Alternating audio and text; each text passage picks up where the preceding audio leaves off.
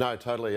Obviously, given where these levels are on a valuation basis, a lot of these factors coming in, whether they're political or trade-related, are obviously taking a little bit of steam and creating volatility. And we well expected that going into the remainder of this year.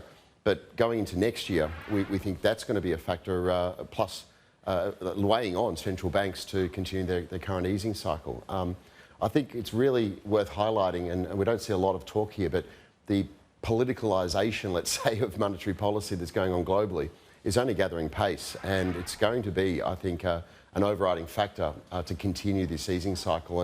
And you're already hearing comments about QE, and coming from the RBA that you just played earlier is a little, well, not shocking, but it's for a central bank that's very sedate and very conservative. It's quite interesting to hear.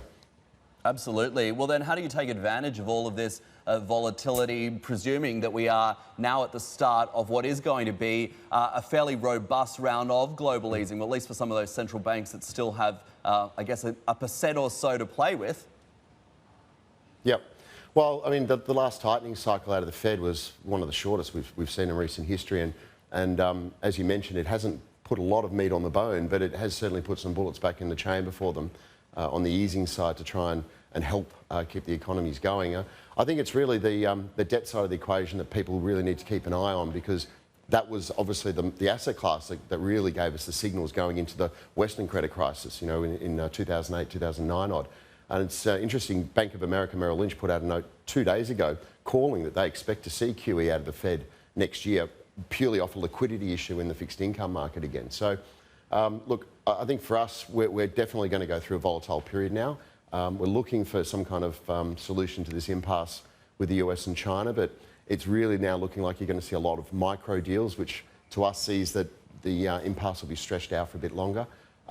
As you put in earlier, Europe's looking a lot less likely to find political solutions and more to hit the monetary policy button. And now you've got a politician in head of the ECB who is the head of the IMF championed the Draghi QE program of extreme, even corporate paper buying. You can only see that template going out further, and even in a larger sense. So for us, again, yes, you will have volatility, but while there's so much excess liquidity in the global system, all you're seeing is a continuation of liquidity or yield tourism, and a lot of that's going to continue to go into equities. And I think a lot of that will be bolstered next year, particularly when the trade impasse situation has a time lag effect and leaks down to the actual hard data and impacts the underlying economies. And policymakers will actually reach for that continuation of the easing, maybe on the fiscal, but definitely on the monetary side.